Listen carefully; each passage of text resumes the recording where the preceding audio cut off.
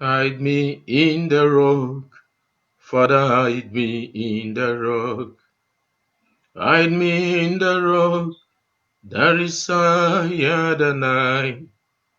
Hide me in the rock, Daddy, hide me in the rock. Hide me in the rock, there is higher than I. The power is not from me, neither strength is not from me. To run this very race and to live a Christian life, give me power, oh my Lord, and the strength to overcome. Guide me in the rock, hide me, there is higher than I. Oh Father, hide me in the rock, Daddy, hide me in the rock. Oh, hide me in the rock, there is higher than I. Hide me in the rock, Daddy, hide me in the rock. Hide me in the rock, there is higher than I. The power is not from me, neither the strength is not from me. To run this very race and to live a Christian life, give me power, oh my God, and the strength to overcome this world. Hide me in the rock, there is higher than I. Father, I thank you, I glorify you, I worship you, I adore you because you are God. Beside you, there is no other God. I thank you for your great providence, for your guidance and protections, for this opportunity of making judicious and prudent use of this social media platform to extend your word to the whole nation, even where I could not have reached. Thank you because you are wonderful. Bless the viewers, bless the watchers as they watch and share to their friends. And as you touch them to subscribe in all ramification of their lives, may you, O God, bless them according to your riches in glory. Bless all of us. I pray in the mighty name of our Lord Jesus Christ of Nazareth. Amen. Calvary greetings to every one of you watching and listening. This is Global Message TV, a YouTube channel and a media channel that brings messages relating to the gospel of the Lord Jesus Christ and teachings of the Lord Jesus Christ. We also bring messages and news, political news, and celebrities news. So, but this time around, it's all about Christian life, which has to do with social life too. So, the topic is love, courtship, and marriage. These are three ways that go together. One give birth to another. If it is in commerce, we say chain of distribution. You love someone or admire someone before now you go for that person for courtship.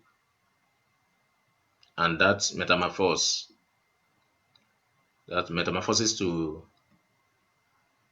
marriage, if it works out good. So the issue is not love, courtship, and marriage, but the issue is the Christian approach to this. That's what I'm gonna discuss with you this time. Okay, we take it this way we take it from the preamble, the introduction. And the introduction here is all about what are they all about? What does each of them mean? Or what do these words mean? Love is very common, and it's just nothing but the feelings or affection we have to each other, or you have to someone. That is love. Then, if that is the definition of love, how many types of love do we have?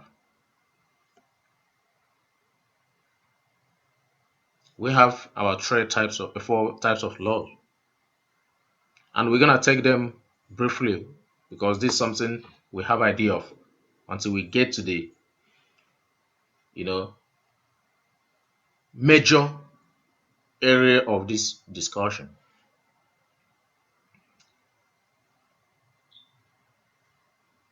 The first type of love is what we call the storge. So this storge is the kind of love we see or found in families, both extended and nuclear families. The feelings and affection a father, parents have for their children, children for the parents, cousin, brother, niece, affection or feelings. Those kind of family relation loves, feelings is what we call storge, and that is that type of love. And you see, this kind of love, you can't lust, and you won't have any sexual feelings because it's bloodly related. That's it because of time. So, and we have number two, which we call the philia. This philia of phileo depends what you how to say it. We said that's the love you have for friends, those you met in your primary school, secondary school, tertiary institution, workplace, marketplace, co-trader, colleague, fellows. So such love is called philia. Sometimes it may have something to do with family. It may have something to do with. Sometimes it may have something to do with. Um, it might metamorphose to sexual relationship, but basically it's not. So the third is the one we call the eros, eros,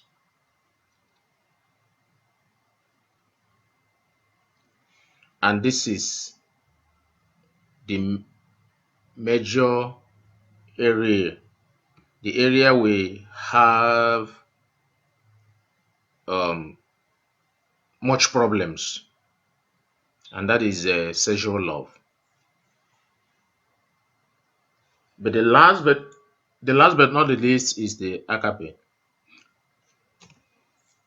This agape love is that love of Christ,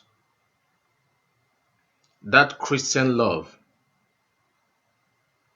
that is outside the thought or thinking of lustfulness, unconditional love, sacrificial love,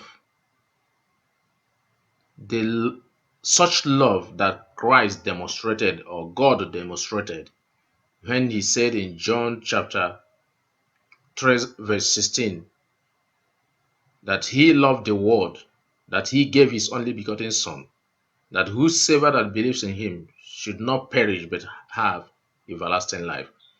His only begotten son, he gave it for the sake of you and me. Adam sinned, whom God created first. God regretted of having created man in his own image. Though he regretted, but he didn't want man to die eternally.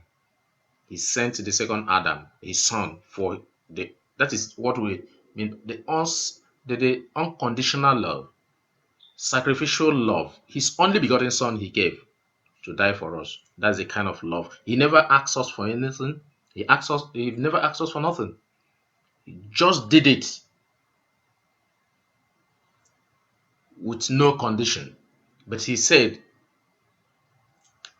if you now believe in that his son, Christ, that is the word of God, you are saved.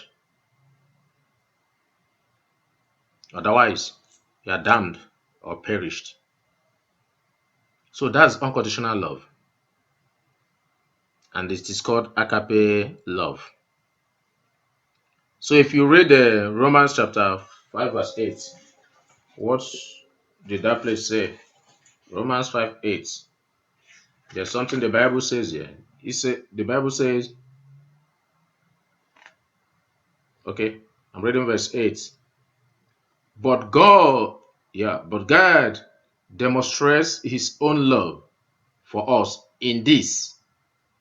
While we were still sinners, Christ died for us. That God demonstrated his love in this.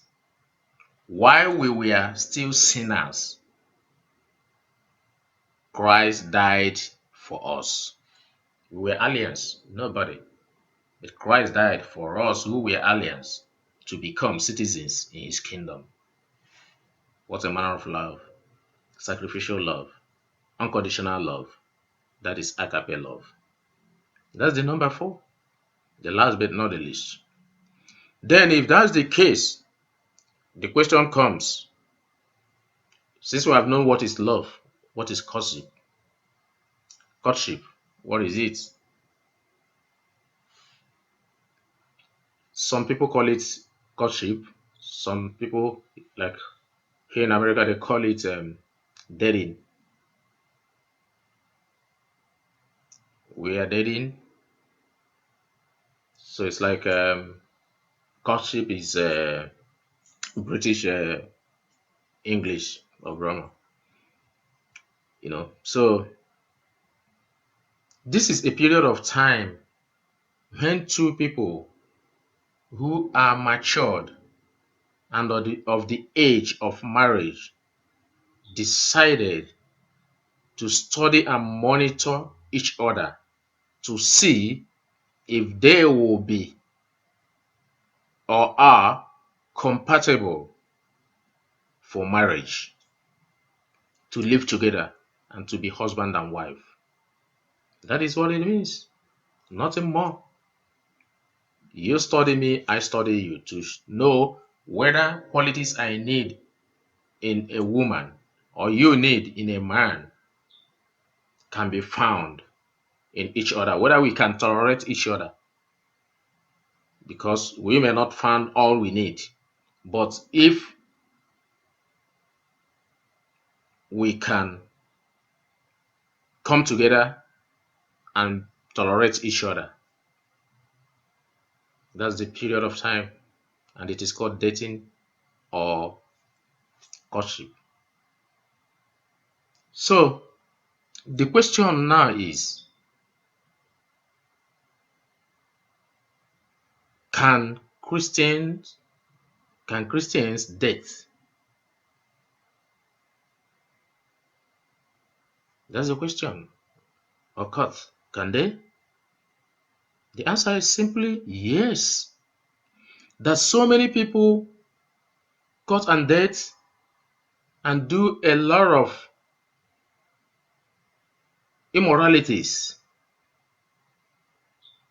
within the period does not make it abnormal, sinful, or a taboo. No. So if that's the case, if Christians can date, what approach should they take while doing this? How should Christians should yes, we are in the world, but we are not of the world. We don't do things the way the world do it. That's why I bring this particular topic to discuss on how we should go about it, the approach we should take to courtship. Now, before we go to that, I want us to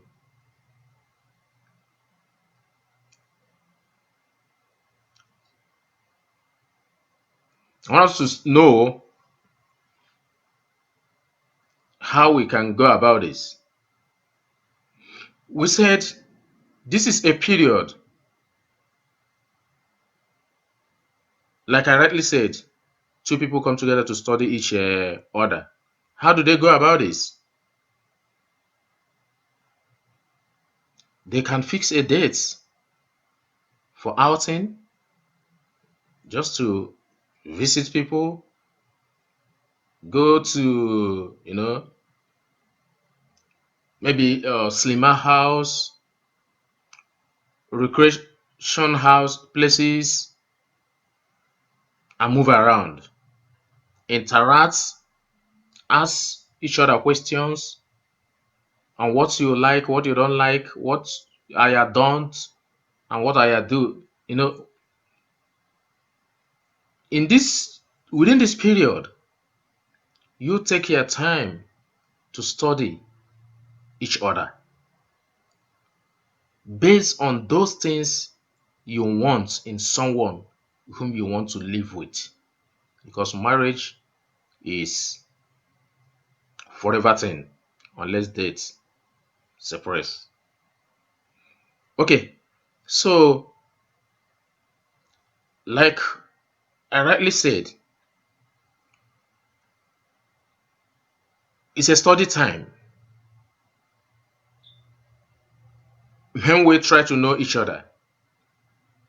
But one thing is common: whatever in life that has advantage has disadvantage. Then the question comes, what are the advantages and disadvantages of courtship? Which may be reasons why some people say no, it's not good, or some people say no, Christians are not supposed to do it. Let us look into that. Okay.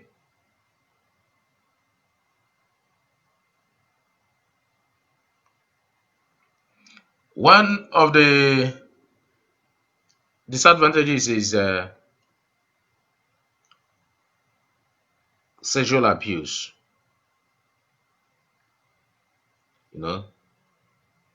Sexual abuse or sin.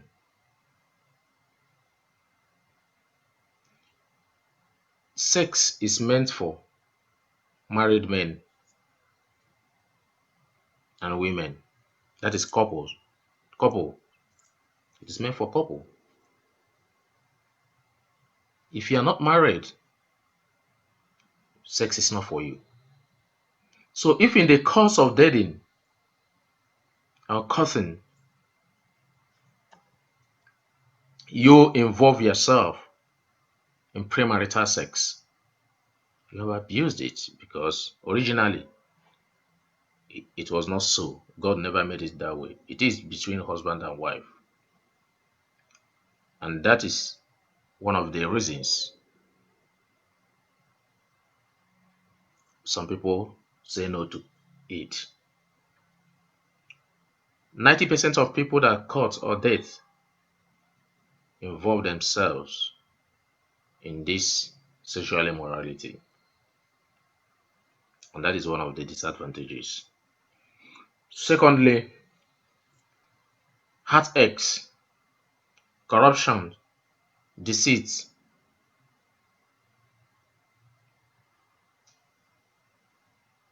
heartbroken. If one loves the other one and along the line, one of them decided not to continue, might result to heartbroken to the other one. Depends how long and how committed they are in the relationship.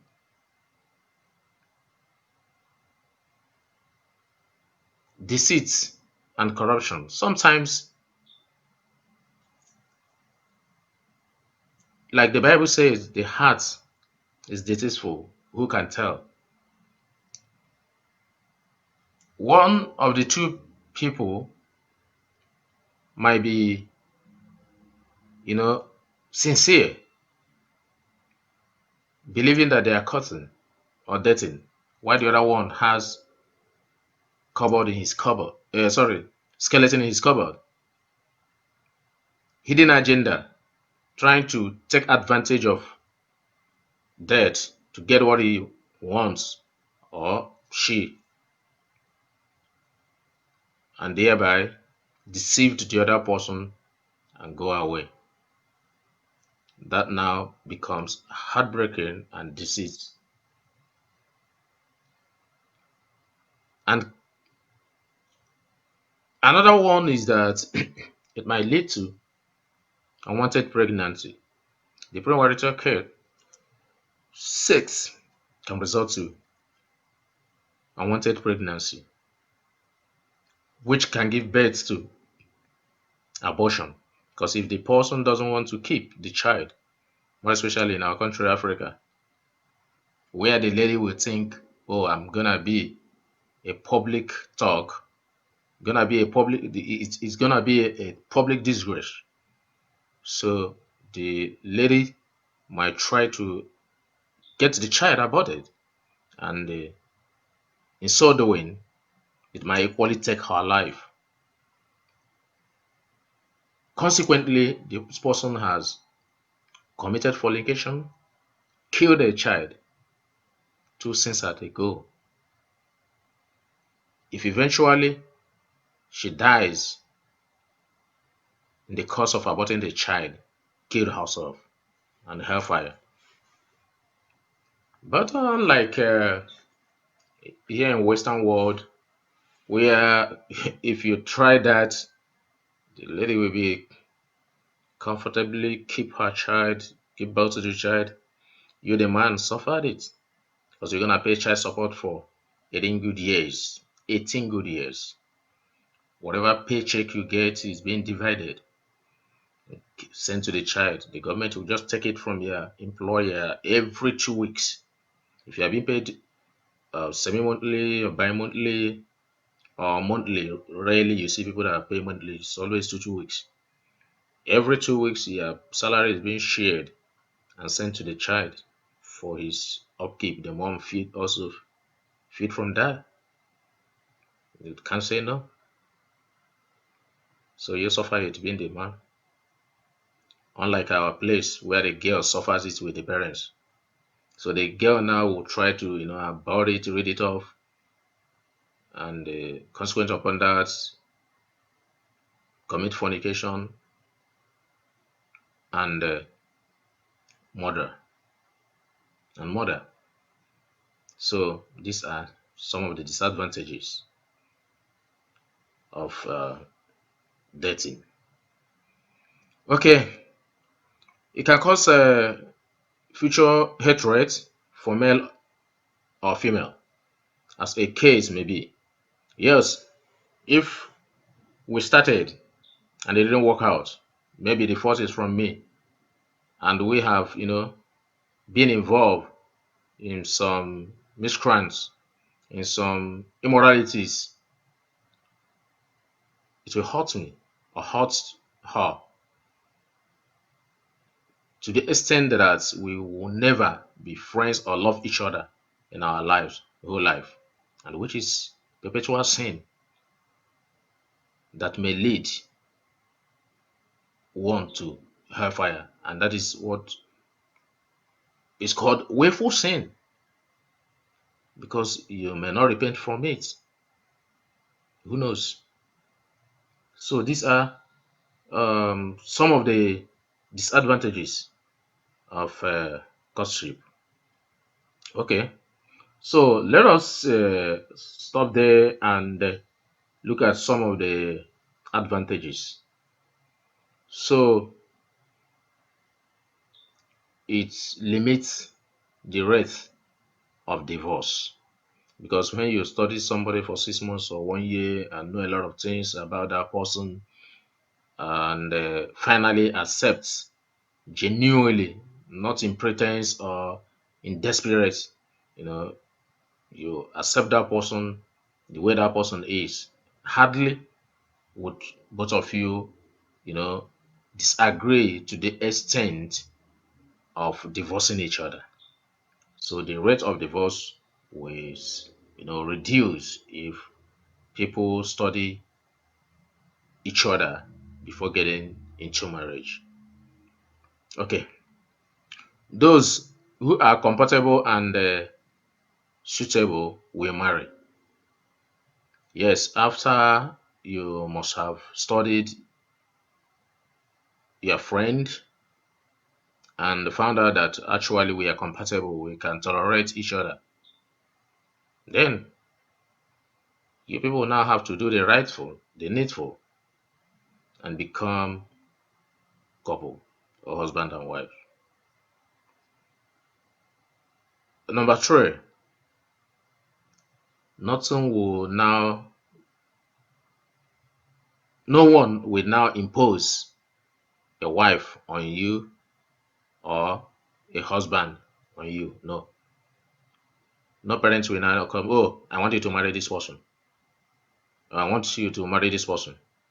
Uh, you know, that's will be gone. So nobody will impose, because you have found this person yourself and studied this person and accept this person. Nobody imposed this person on you. So that's another advantage or merit. Okay. Now you will now marry a friend, not a stranger, because you have been interacting, communicating, moving out together. You know, that man or woman or lady or girl will not be a stranger to you, because you have worked together, for some times. So you now marry a friend, not a stranger. So there will also be communication channel, because by the time you have accepted to study each other, you'll be free to ask questions to each other and free to respond to the questions, communicate, tell each other what you will like and what you do not like. So there will be communication, open of communication channel that will enable each other to know about each other and to know whether you're compatible or not. But in the case that you didn't date or court, you will not come to all these. There will be no room for all these. Okay, better understanding. There will be a better understanding in that marriage because you were able to study each other. But that is good to do. The world do it too. Christians also do it. We are in the world, but we are not of the world. If the world do it in their own way, the question now is, how should the Christians date? How should they do it? What approach should they take on dating and courtship?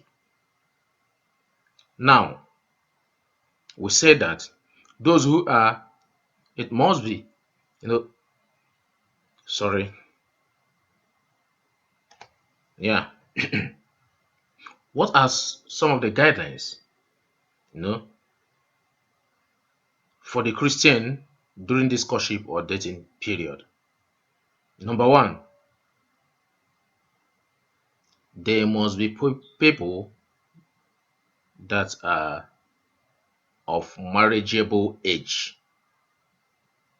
That is, matured people. Matured in mind, matured in age, matured in independence. So you must be matured. Both of you must be matured in these three aspects. You have to be decide to be independent, not controlled by your parents anymore. Knowing fully well that what belongs to you belongs to your husband. What belongs to your husband belongs to you. For your both families to come in, it must be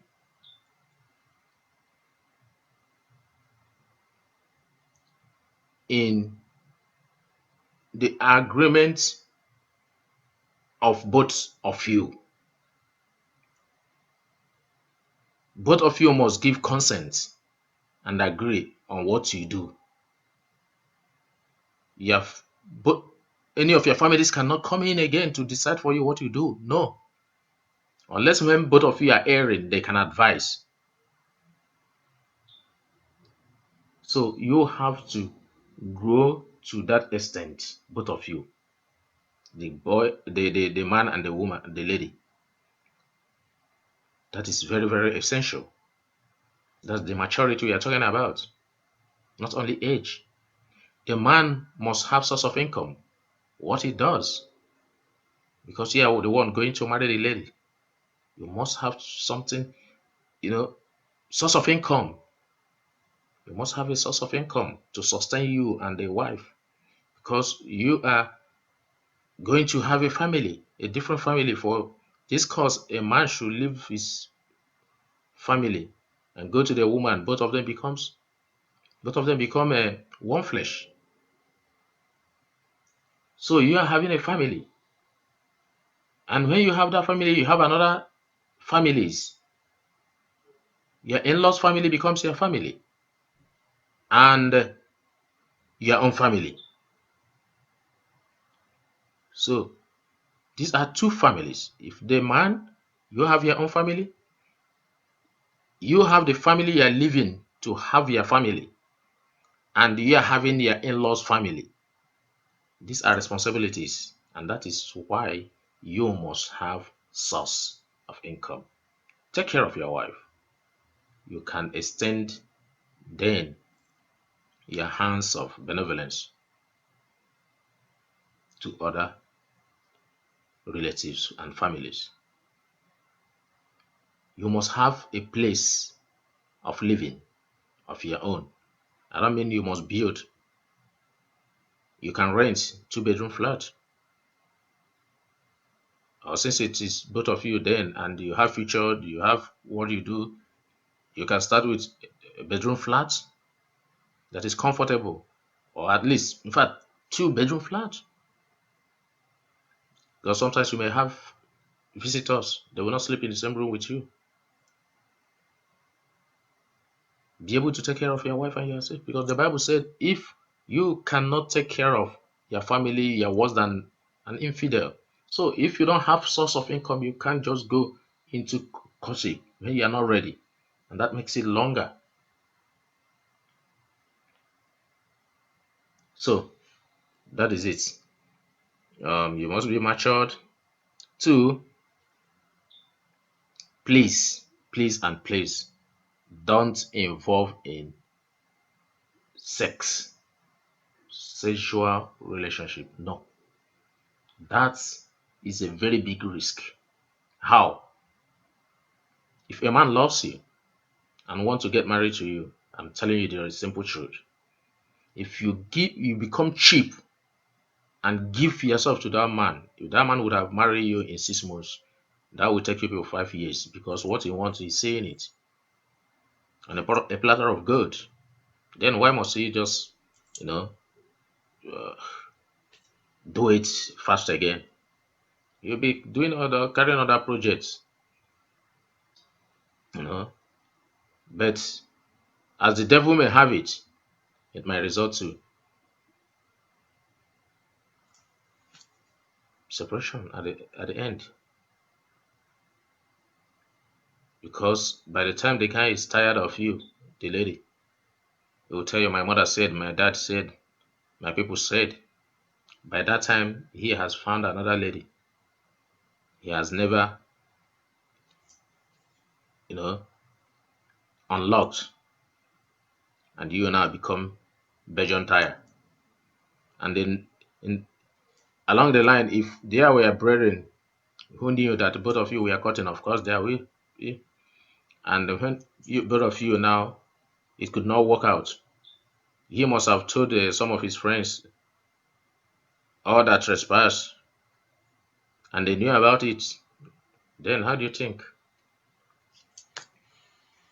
they will come to you? And that is why sometimes most of us will be there. Nobody comes because they know our history. So do not allow sex. Even sometimes, if there is no sex and they didn't work out, both of you will just walk out and still be greeting each other. But if that has happened all your life, more especially the lady, you'll be regretting it, because even though you cross, he will see you as one of those girls. Even though you're married tomorrow, he sees you with your husband. His mind will strike on the games. Even yourself will not be comfortable. So that's why you should avoid it totally. The Bible said, flee from all appearance of evil. Avoid all appearance of evil. So do not involve in that. Okay? Yeah, okay. Okay. Avoid blind date or cutting in a secret areas. Don't go to secret areas with a guy. Always go in an open place, restaurants, cinema houses, church, um, maybe traditional weddings, marriage feasts. You go back your home. Don't just go after washing clothes and this. You say, oh, why can't you sleep over? You slept over and it's happened. Don't give the devil that chance. If he wants you to come and wash and cook, and you want to do it, you think you can do it, take with yourself one of your younger ones.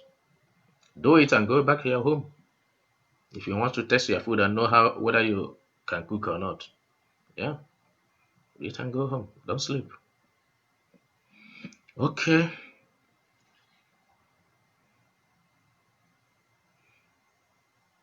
Okay. So try to be honest to each other. Try to be honest to each other. What you should do. What you should do during this period. You know, you have to make sure. You are honest to each other. Open your heart. Don't pretend.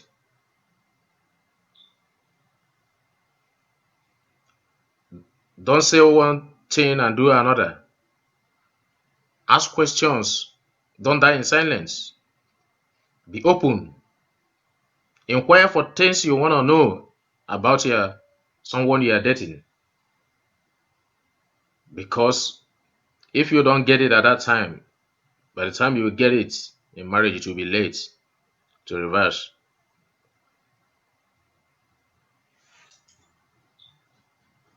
So, by asking all those questions, knowing all you need to know, you will be able to find out whether you're compatible or not. But be honest. Even if that particular honest will be bitter one indeed and strong one indeed, is better you open it up ab initio. If that person, if the if your opposite sex likes it, he or she can accept you. If he doesn't, then you can part. For instance, a lady who is a single mother, just let the guy know. A guy, if you're single, if you have had a affairs, you had a child, just be open. Or you've dated and it couldn't work out, be open. You are divorced, be open. Don't hide nothing. So that if she accepts you, that means she accepts you the way you are. If he accepts you, that means he accepts you the way you are. Then you hide those things, and in future it is unfolded. That's the worst of it, and that can destroy marriage. So you have to be open on those. Okay, please, please and please, don't date or cut more than one person. Most of the girls tried.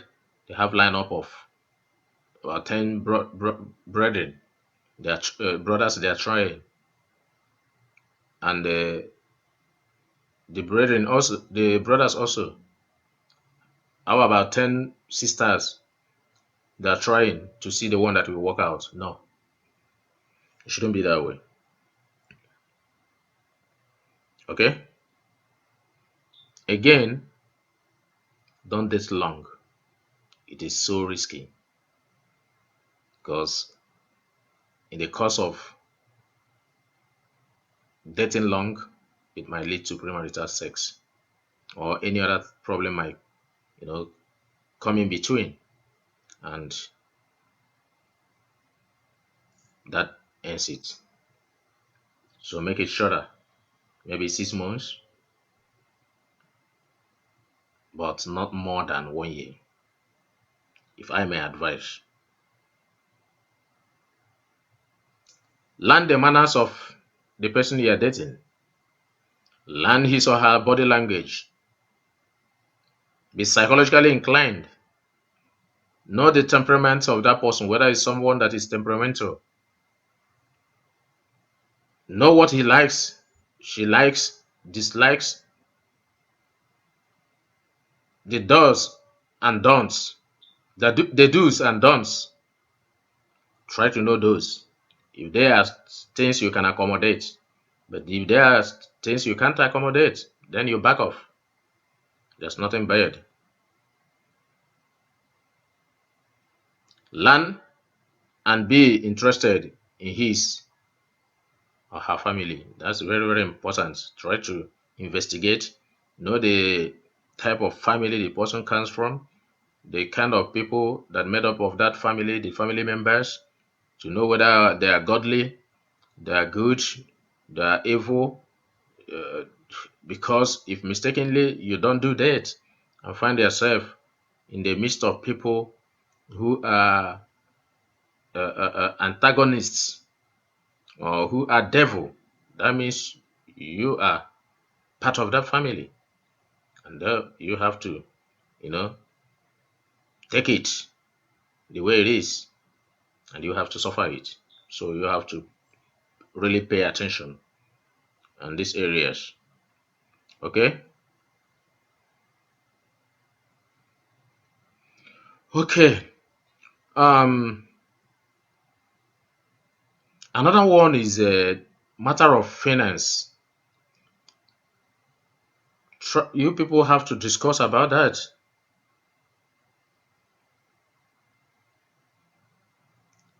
Matter of finance is very, very essential. You have to know his source. He has to know your source.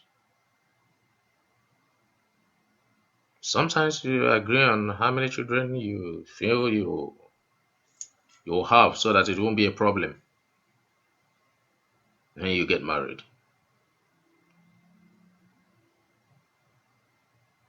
Okay? So the accommodation is very, very essential. I've said that you, you're the man. You need to you need to have a place as a new family so that your privacy will be there and comfort. So if you think you have checked all these things and think you're not compatible, please back off. Back off. There's no sin in that.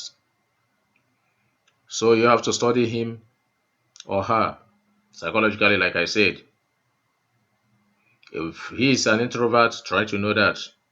And if he's extrovert, try to know that so that you don't be offended. So the manners of each other should be well studied. Because if somebody is temperamental and you didn't know, or you didn't find it out, and there's someone that has that, that means there will be a trouble. And if it is something you know and you chose to, accommodate it, it will not be a problem during the marriage or while you are in the marriage. So, are you comfortable with the job the guy is doing or the lady is doing? If yes, go ahead. If no, discuss of changing the job before marriage. Don't allow to get into the marriage before discussing it. It might cause a problem. It might cause an uproar. So you have to solve these problems before getting into marriage.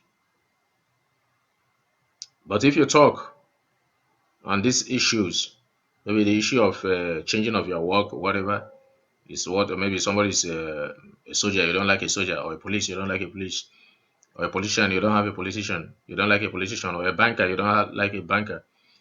So you have to discuss all these things before marriage. So if the person agrees, if he doesn't, then you go. But sometimes it might, but it's not 50, it's 50-50. Sometimes, in fact, it's 30% that you will bring a woman in and now tell the woman not to work again. Not everybody will accept that. Or to change. Some people, some people have passion in the job they do. So sometimes when you ask them, no matter what you're going to give them to change that job, it finds it difficult unless that person is a kind of person that is humble to the core and they have seen that the next thing he or she is going to do is something that will still bring the same joy and happiness or passion he has in the former job he or she was doing. So if not, it causes a problem. All these things have to be taken in consideration before getting into marriage during the courtship or dating, and those are the reasons for dating and courting. You know, so you try to observe whether the person, he or she, is religious. Religious in the sense is a Christian. That's what I mean by that. If it's somebody that fears God and loves things of God, go to church, pray and believe in God, EDC. So if you are a Christian, you must need a Christian woman. The woman must need a Christian man. so that you will not be separated from the love of Christ. So you try to know about this. That one is very, very good, very, very important. Okay. So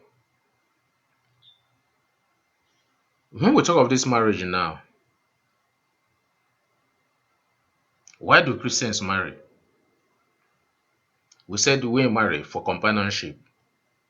That we see in Genesis chapter 2, 18 to 24. When God, from the rib of Adam, made Eve. Say, this is the bone of your bone, and the flesh of your flesh, and you shall be called a woman. So the woman, is it God looked at Adam and saw that Adam was lonely. He said, I will make him a helper, that's a companion. So that's one of the reasons. If you read Ecclesiastes chapter 4, verse 9 to 12, that affirms that too. So that's one of the reasons for marriage.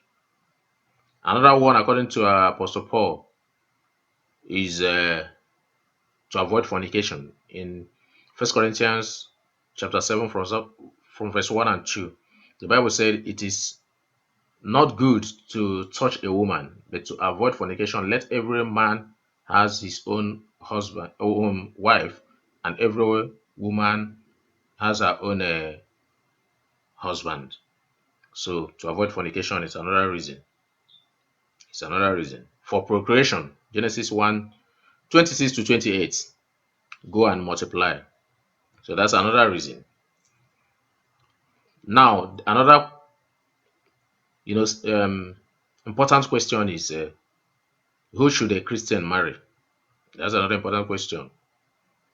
Who should a Christian marry? Well, you have to marry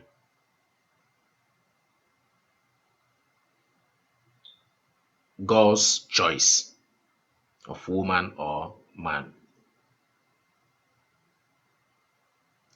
What is that God's choice of woman or man to marry? As a Christian, you have to marry a Christian. That is the simple answer. And who is a Christian? Because a lot of you will be saying, does it mean we can marry unbeliever and marry? Who is a Christian? Does it mean we can marry to a denominational churches? Who is a Christian? If you're a Christian, do you supposed to marry a Christian? The simple answer is yes, if we can be truthful to ourselves. Then who is that Christian you should marry? That's another question. You have the answer. Okay? Yeah. So, what shall separate us from the love of Christ? So, that is it. So, marry somebody that fears the Lord, believe in the New Testament, Christianity.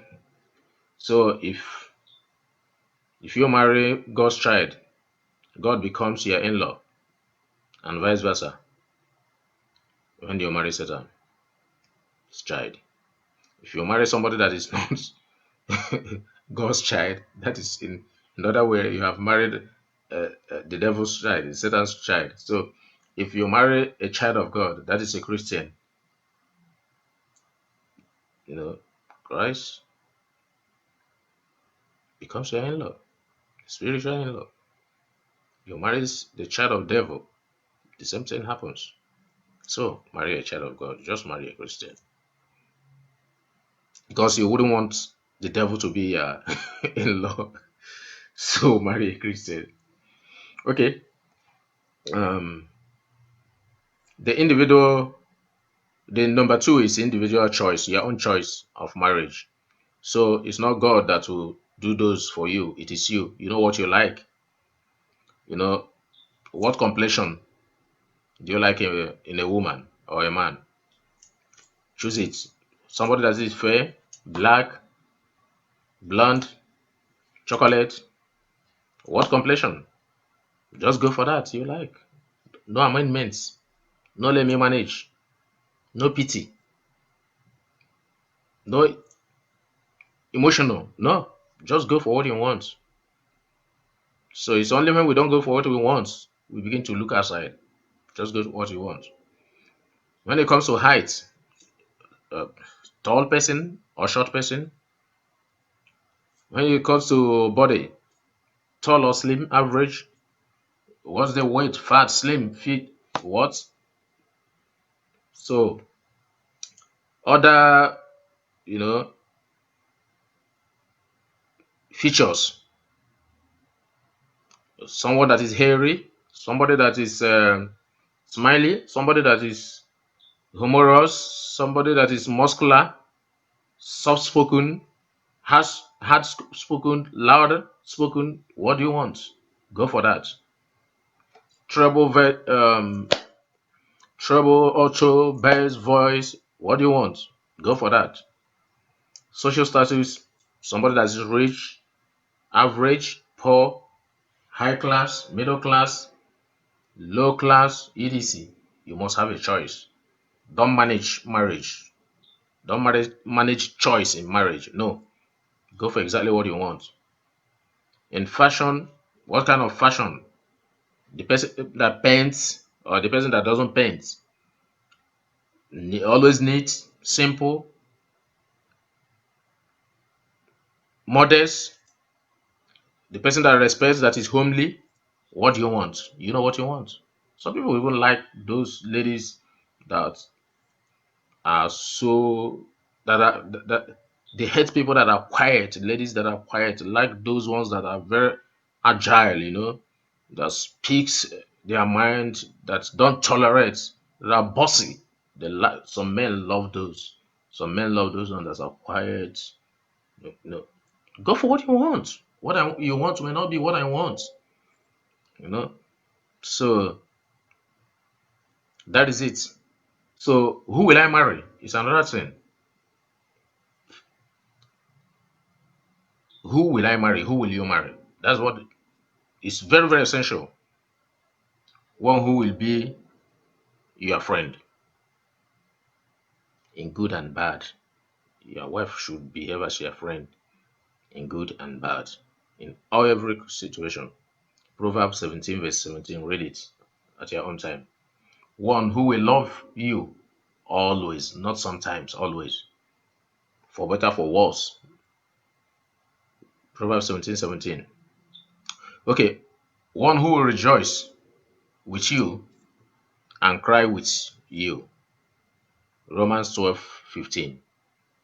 That's the kind of person you'll marry. When you are crying, she's crying. When you are rejoicing, she's rejoicing. That's the person you should marry. One who has agape love for you. Yes, we know that. That's who will marry you unconditionally, not because you have money, you have cars, you are living abroad. You know all those things are conditional love. If somebody love you conditionally, if those things fades away, the person will face out. That's why love should be unconditional.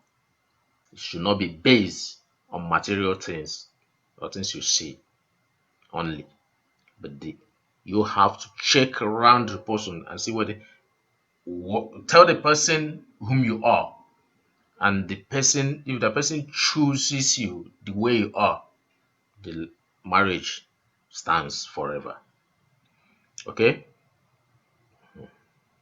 Um, Somebody who will defend you in public and counsel you privately. Proverb 27:17. A lady who will not expose you in public, even to the parents, even to her family. And a man who will protect you, even from his own family, who will not even expose whatever, even though you offend his family, he will just defend you before them and come back home and tell you that this thing you did is so bad, you don't repeat it anymore. You, the lady, if your own people are looking at your husband as somebody that is bad, try to defend your husband before your parents and come home and tell him, whatever name you call him, what you are doing is not good. Please do it this way, do it this way. Don't condemn him before your parents, and don't condemn her before your parents or your own family.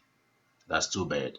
So someone who will be able to do this is someone you will marry for lasting marriage. Okay? Yeah. Proverb 27:17. Read it in your own time because of time. One who will not allow you to please him or her and displease God. This is very good. Somebody who will want godly things in expense of their own thing. That's a marriage material. That's one that is marriageable. And that's one you should marry. That's the one you should marry. Okay? One who will apply Matthew 7:12. Let's see what Matthew 7:12 says. Matthew chapter 7 verse 12.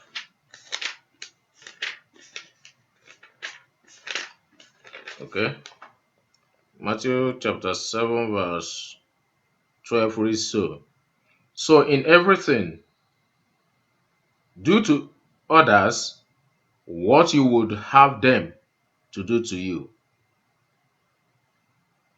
For this for this sums up the law and the prophets. For this sums up the law and the prophets. Do to others what you love others to do for you or to you. That's what the Bible is saying. You don't just do things selfishly. Pinch yourself before you pinch others. So that's exactly what Brother Matthew is saying here. So that's the kind of person you marry. Okay, one who will apply love, that is charity, as mentioned in 1 Corinthians chapter 13, 4 to 8. All of us know that. One who will help you go to heaven. You have to marry one who, that's why it is very, very essential for you to marry a Christian, marry in the Lord. Because if you marry outside the Lord, likely you'll be separated from the love of Christ. But marry in the Lord, somebody that believes what you believe, that will help you make heaven. A Christian indeed. Marriage in the is a blessing to the children of God. Marriage in the Lord is a blessing to the children of God. Marriage in the Lord is a blessing to the children of God. Marriage in the is a blessing to the children of. Why is it a blessing to the children of God? Because they know the will of God. They know what God wants them to do. They know the doctrine of Christ. And they believe one thing. That's why it is a blessing to the children of God. When it is time for Bible class, both of them will leave for Bible class. When it is for songs practice, they will look for it. When it is other church gathering and activities, benevolent, whatever it is, visitation, all of them will work to it. Nobody will see it that one is persuading him or her to do it. Because what you know, I know. What you believe, I believe. That's one of the reasons for you to pray to God to give you a wife or a husband in the from amongst the midst of the brethren. Okay? Yeah. Oh, that you one who will help me go to heaven. Well said it. One who will apply Ephesians 5:22 to 33. You know what the Bible talks about, both the wife and the husband there. Colossians chapter 3, 18 to 19. First Peter 3, 1 to 7. Um, Ecclesiastes 4, 9 to 12. Read all these areas. These are qualities of a husband or a wife you should accept or see being compatible, you know, with you. One who will not regret for marrying you. Yes, somebody who will just not say tomorrow, oh, I regretted marrying you. No, don't just pray for such person. One who you will not regret marrying also. Yeah. So let that person know whom you are and take you the way you are. One who will not be ashamed of you before friends, relatives, workers, a kind of management husband or wife. No, don't do that. Get whom you will be proud of to carry to everywhere you want to go and be proud to introduce him or her as your spouse. One who will make me return early from work. Very, very essential. Or from journey. When you remember your wife at home, oh, you'll be doing fast to come back home. You remember your husband, you'll be doing so everything to make sure you are home when you're supposed to be at home. Because you know that being together with your spouse is a joyous moment and a exciting moment, And being far from it is just like you have mixed a lot. So that's how it should be. Look for such a person. You know. One who will be comfortable to share his or her secrets, success, failure, and challenges. I'm telling you the truth. This is one of the most important area of marriage, and that is one of the areas we have, breakages in marriage, problems in marriage that causes a divorce. This area is very, very critical and essential, and should be taken proper care of before you accept such person. Make sure that this person will be a person that will be comfortable. You can share your secret with, that can share secret with you. Share her success, and you share the success. You have 1 naira, 2 naira. She will know about it. You will know about her. You are failing. She will know she's failing. She will tell you. Any challenges she will discuss with you, and you will discuss with her. That is who is compatible for marriage and whom you should marry. Not somebody that will be secretive. You are your spouse and you can't open up. Tell this man, this is what I have. The man also will know what you have, as a husband and wife. One who knows your weakness yet love you. In your weakness, he loves you. In your strength, he loves you. One who knows that you are imperfect, yet he loves you perfectly. So that's what you need. One who will not compare you with another woman or another man. Don't. That's unacceptable. Don't go for such person. One who would give you a shoulder to cry on when things go away. Yes, who will comfort you, say, don't worry, it shall be well, it is well. Don't die because of you lost your stuff. No, will still be alive to make it. Who will encourage you, that's who you will marry. One who will see you as number one human being in his or in her life. That's what you need. I'm rushing it because of time. I don't want the video to be too long. One who will want the best husband or wife must make himself or herself best husband or best wife. If you need a best wife, make yourself a best husband. If you need a best husband, make yourself a best wife, because whom you are is what you get. So see it that way. Okay. Yeah. So, brethren, because of time, I want to summarize it here. We really have deliberated on um, love, courtship, and the marriage, and we have known what love is, the feelings, compassion, affection you have for each other or for somebody, and we have seen the kind of family love, we have seen kind of sexual love, we have seen the agapaio love, love for friends, love for family, and the unconditional sacrificial love which Christ wants amongst the Christians. We have known what courtship is during the time you study each other to know whether you can marry or can live together as husband or wife or not.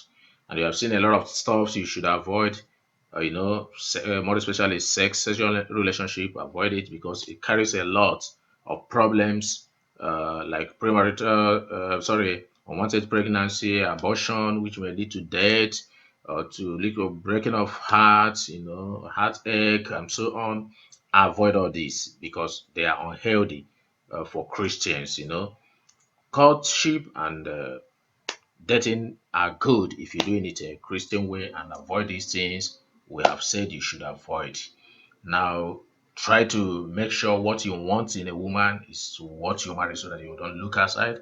I have my former preacher, James Udo in Aba, he said, if you want to marry, go for what you want. Do you want a woman that is slim? Do you like women that are slim? Go for a slim woman. You like those ones that have big hip or small hip, whatever you like in a woman, don't be ashamed. Look for that, get it, so that you don't have any reason to say, "No, this woman, can't you see this one?" Just make your wife whom you go for what you want and maintain that. What that thing you want, you got, maintain it to remain that way so that you don't look outside. So that's my advice. And the ladies, I want to tell you one thing. No matter how that man cries, kill himself and do it, be stingy. Don't give out yourself. If you do, you stand the risk of losing that man. If that man wants you and you said, no, I'm not going to give it to you until you do the right thing, say the Lord, like Christ did to devil, as it is written, as it is written. Just tell the young man that way. If that man loves you, he will, even if we would have waited for 1 year, he will do it within 6 months. And if he doesn't love you, he will run away. So don't give them. If you want to get the best husband, be a best wife. Be reserved and preserved for whom God have destined for you. So, conclusively, brethren, um, I will come back again, and I believe that the Almighty God who have given me this privilege to talk to you will really give you the grace to marry in the Lord and marry the kind of spouse, husband or wife you wish. May, may I not forget this, which causes a problem. Make sure that your wife is the wife that will give all she has to you, and you give all you have to her. Not the one that will be with you and also 70% is in her family. The same thing on the side of both of you are one. Your bank account, your money is your husband's money. Your husband's money is your own money. You don't have your own money, he doesn't have his own. You are out from your family, he's out from his family. It doesn't mean that both of you will not help your families. You do it collectively. You can still do it individually, but whatever you do, make sure your husband is away and your wife is away also on what you do. The money you make as a wife does not belong to your parents anymore. You give them. You have a different family now. What you do is to help them. So I don't hear some people who said this, even though he, I don't want. So, but what I'm saying in effect is this: whatever you have belongs to your husband. Whatever your husband has belongs to you. So, as you, these are things you consider. Make sure that the person you are going to marry, you know, possess all this. So, if all you want, you have found it, you are compatible, go ahead and do the needful and the rightful. God will bless your marriage As you do this, as you continue to meditate on these words, please don't fail to subscribe. Press the subscribe button, press the bell, so that when I make another video, you'll be the first person to get it. Share to others, and I will continue to be, coming up with other teachings. So as you subscribe, it makes me to approach the target of YouTube, so that they can approve me. So may God bless you as you support this channel. I don't say you should give me money. No, just subscribe. Remain blessed. In Jesus Christ's mighty name. Amen.